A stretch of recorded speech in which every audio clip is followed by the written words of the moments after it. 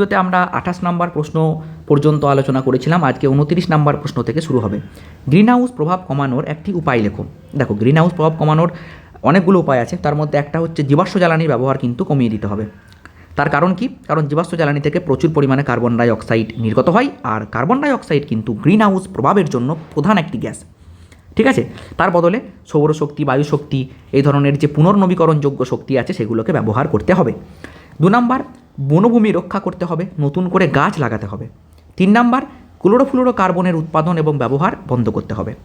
ওকে, তাহলে 29 নম্বর কোশ্চেন ডান। 30 নম্বর question, biofuel কি?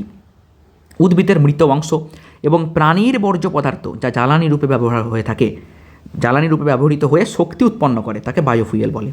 দেখবে তোমরা এমনিই তো জানো যে ঘুঁটে তৈরি হয় কী থেকে? গোবর থেকে। তো সেটা তো প্রাণীজ বর্জ্য পদার্থ, তাই না? আর সেই ঘুঁটে কিন্তু জ্বালানি রূপে ব্যবহার করা হয়, তাহলে সেটা একটা বায়োফুয়েলের উদাহরণ হতে পারে, তাই না? আচ্ছা, 31 নম্বর কোশ্চেন, এমন একটি গ্যাসের নাম লেখো যা একটি গ্রিন হাউস গ্যাস ও ওজোন স্তর ধ্বংসের কারণ। গ্রিন হাউস গ্যাস তো বটেই, তার সঙ্গে সঙ্গে ওজোন স্তরও ধ্বংস করে, সেটা হচ্ছে ক্লোরোফ্লুরো কার্বন। বলছে গ্রিন হাউস গ্যাসগুলির প্রভাব পেয়ে বায়ুমণ্ডলের গড় উষ্ণতা কত থাকে? প্রায় 15 ডিগ্রি সেন্টিগ্রেড। তার মানে গ্রিন হাউস গ্যাস যদি না থাকতো সেখানেও একটা সমস্যা হতো, রাত্রেবেলা জীবজগতের বসবাসের অনুপযোগী হয়ে যেত কিন্তু পৃথিবী, তাই না? কারণ টেম্পারেচার প্রচুর কমে যেত। ঠিক আছে, অতটা ঠান্ডা হয় না, তার কারণ হচ্ছে এই গ্রিন হাউস গ্যাস আছে বলে। তাহলে গড় উষ্ণতা 15 ডিগ্রি সেন্টিগ্রেড হয়। ওকে, তারপরে গ্রিন হাউস গ্যাসগুলিকে গ্লোবাল ওয়ার্মিং পোটেনশিয়ালের ক্রম অনুসারে সাজাও। তার মানে কে সব থেকে বেশি ক্ষতি করে গ্লোবাল ওয়ার্মিংয়ে? কার্বন ডাই অক্সাইডের ভূমিকা সর্বাধিক, তারপরে সিএফসি, তারপরে N2O, তারপরে H2O। ওকে, নেক্সট কোয়েশ্চেন, স্ট্র্যাটোপজ অঞ্চলের তাপমাত্রা কত? তাপমাত্রা কত? প্রায় 0 ডিগ্রি সেন্টিগ্রেড। স্ট্র্যাটোপজ মানে একদম স্ট্র্যাটোস্ফিয়ারের ওপরের অংশ, সেখানে টেম্পারেচার থাকে 0 ডিগ্রি সেন্টিগ্রেড। আর এখান থেকে আমি আরেকটা কোয়েশ্চেন ডিসকাস করে দিচ্ছি যে স্ট্র্যাটোস্ফিয়ারের উষ্ণতা বাড়লে, উচ্চতা বাড়লে, স্ট্র্যাটোস্ফিয়ারের উচ্চতা বাড়লে উষ্ণতা বাড়বে না কমবে? স্ট্র্যাটোস্ফিয়ারে কিন্তু উচ্চতা বাড়লে উষ্ণতা বাড়বে, উচ্চতা বাড়লে উষ্ণতা বাড়বে। মিথানোজেনস কি?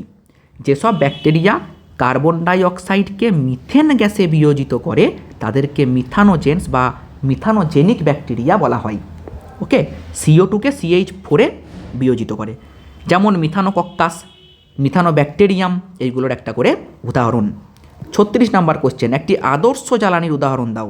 LPG, CNG এইগুলো হচ্ছে একটা আদর্শ জ্বালানি। তারপরে বায়ুমণ্ডলের কোন স্তর উষ্ণতা এবং জলচক্র নিয়ন্ত্রণ করে? ট্রোপোস্ফিয়ার। এখানে জল, ঝড়, বৃষ্টি হয় বলে একে আমরা আর একটা কী নাম দিয়েছি? ক্ষুব্ধ মণ্ডল।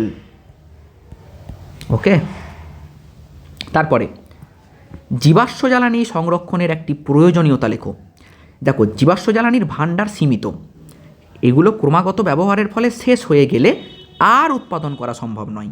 তাই ভবিষ্যৎ প্রজন্ম যাতে এই শক্তি ব্যবহার করে অনন্য নতুন পরিবেশ বান্ধব শক্তির সন্ধান করতে পারে, তার জন্য জীবাশ্ম জ্বালানির সংরক্ষণ প্রয়োজন। তার মানে বলতে চাইছে যে আমরা যদি এই শক্তিকে বাঁচিয়ে না রাখি তাহলে ভবিষ্যৎ প্রজন্ম কিন্তু এইগুলো ব্যবহার করতে পারবে না, আর তারা যাতে এইগুলো ব্যবহার করে নতুন কোনো পরিবেশ বান্ধব শক্তির খোঁজ করতে পারে সেই জন্য আমাদেরকে জীবাশ্ম জ্বালানি বাঁচিয়ে রাখতে হবে। পাওয়ার অ্যালকোহলের উপাদান কী কী? ইথানল এবং পেট্রোল। 40 নম্বর কোশ্চেন, একটি গ্যাসীয় বায়োফুয়েলের উদাহরণ দাও।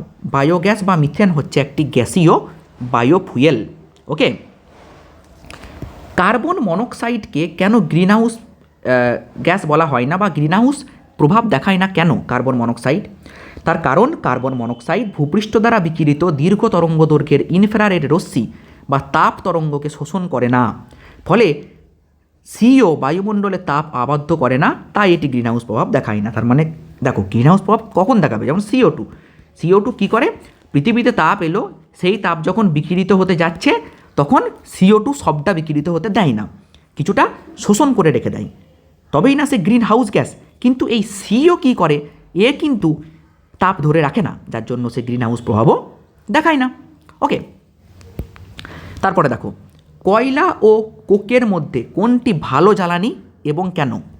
দেখো, কোক কয়লার চেয়ে ভালো জ্বালানি, কারণ কোকের তাপন মূল্য 28 থেকে 31 কিলোজুল পার কেজি আর কয়লার 25 কিলোজুল পার গ্রাম।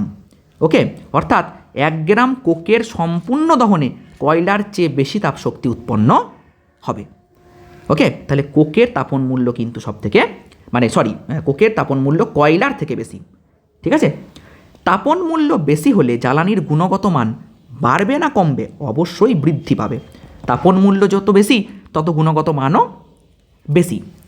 আচ্ছা, পরের কোশ্চেনে যাব। কার্বনবিহীন দুটি জ্বালানির নাম লেখো।